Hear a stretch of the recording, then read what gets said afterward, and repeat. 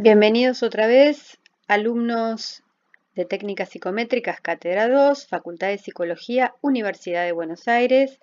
Este es el video número 2 sobre confiabilidad. En el video número 1 habíamos hablado de un árbol de decisiones para analizar la calidad psicométrica de un instrumento y decidir su inclusión o no en una batería determinada para determinados fines en determinado contexto de trabajo con determinado evaluado.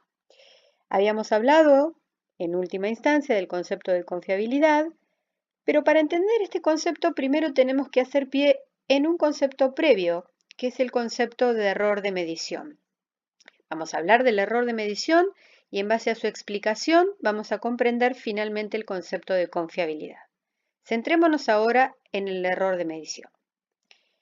En toda medición, y por lo tanto en la medición psicológica, nos encontramos con tres tipos de errores.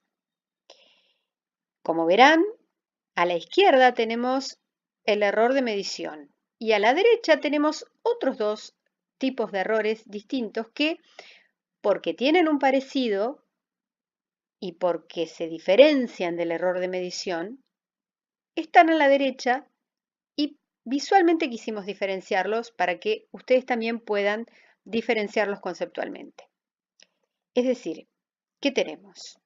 El error de medición, por un lado, y el error sistemático de construcción junto con el error sistemático para un subgrupo poblacional o sesgo, que es un caso particular del error sistemático de construcción. Esto parece un trabalenguas, pero no lo es, ahora lo vamos a revisar.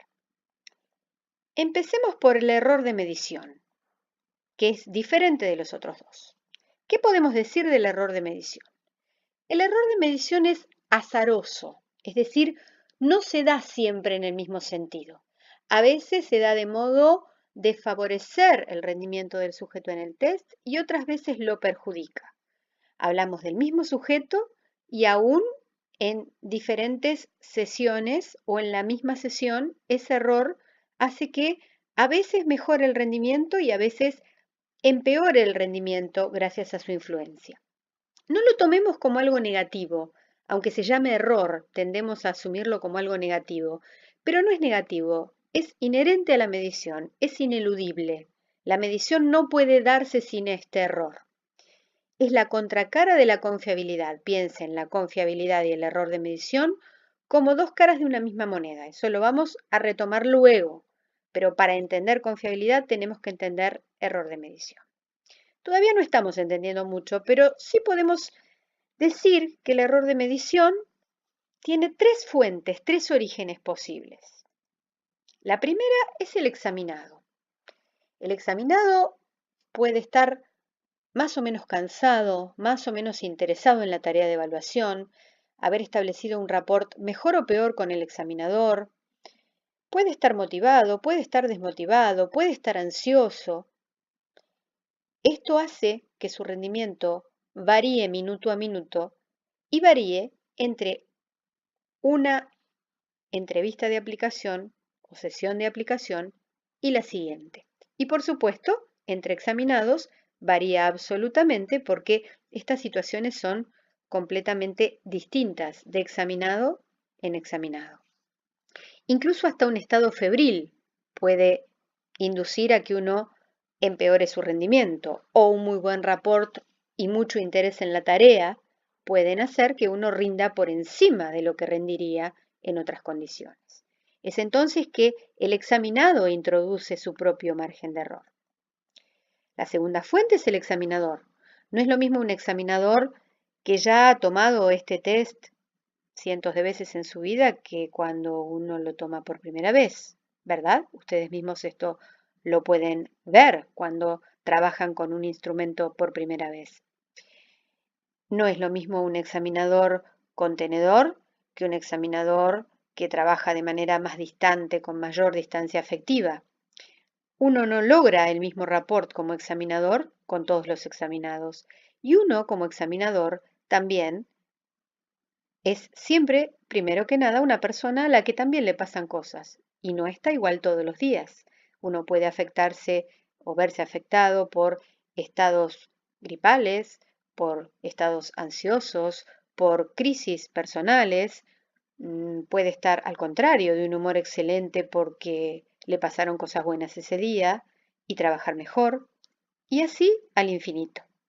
Es así como examinador y examinado introducen error, perjudicando o mejorando el rendimiento del sujeto. La tercera fuente de este error de medición es el ambiente. No es lo mismo trabajar en un ambiente con buena luz, con buena ventilación, con una buena mesa, en silencio, con una buena concentración, que en un ambiente en donde están al lado, con un taladro, con mucho ruido ambiental, con una mesa que se nos mueve, con la luz que se nos corta y con todo tipo de distracciones. Es entonces que estas tres fuentes de error producen el error de medición, que es un error que se da permanentemente y en toda medición, y que es la contracara de la confiabilidad y que es azaroso. Afecta la confiabilidad.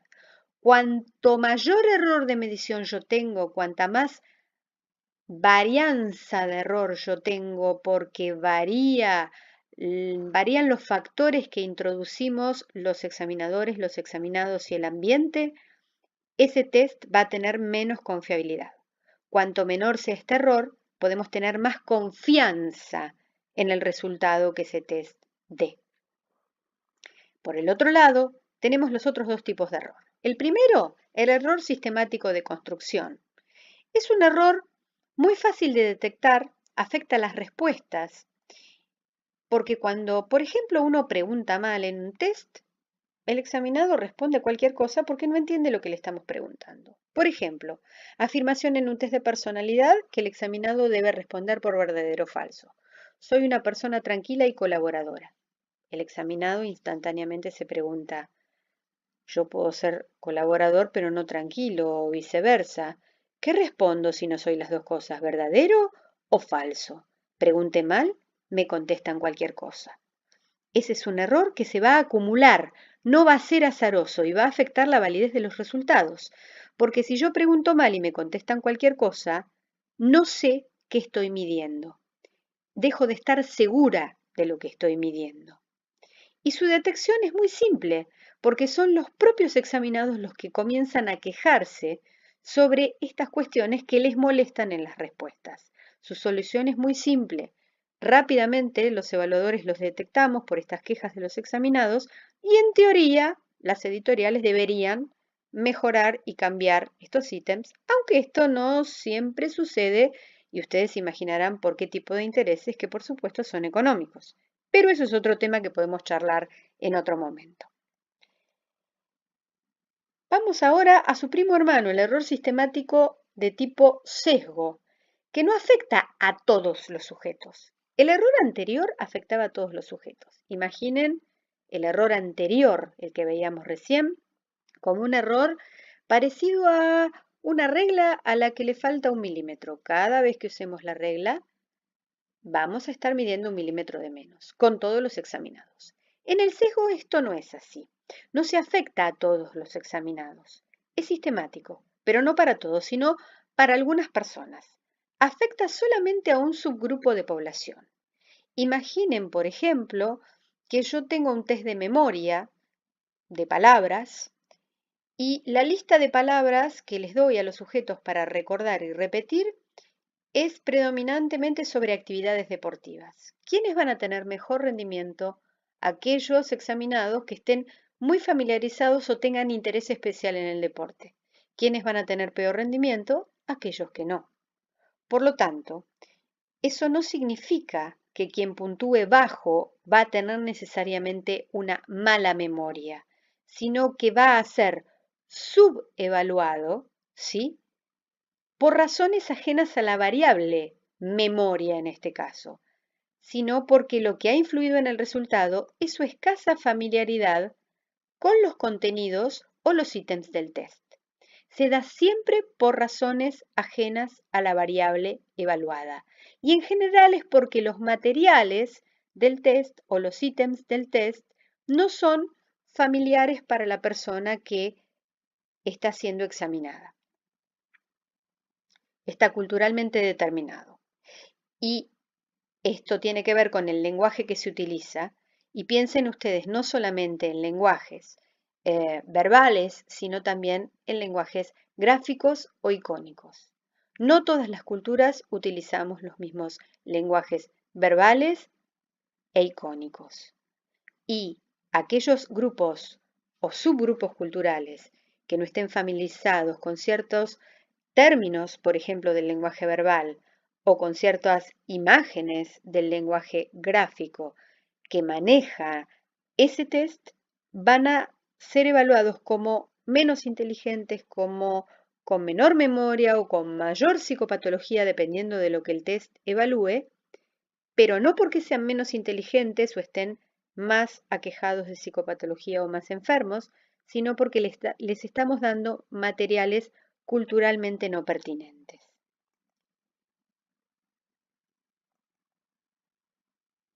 Esto también afecta la validez. ¿Por qué afecta la validez?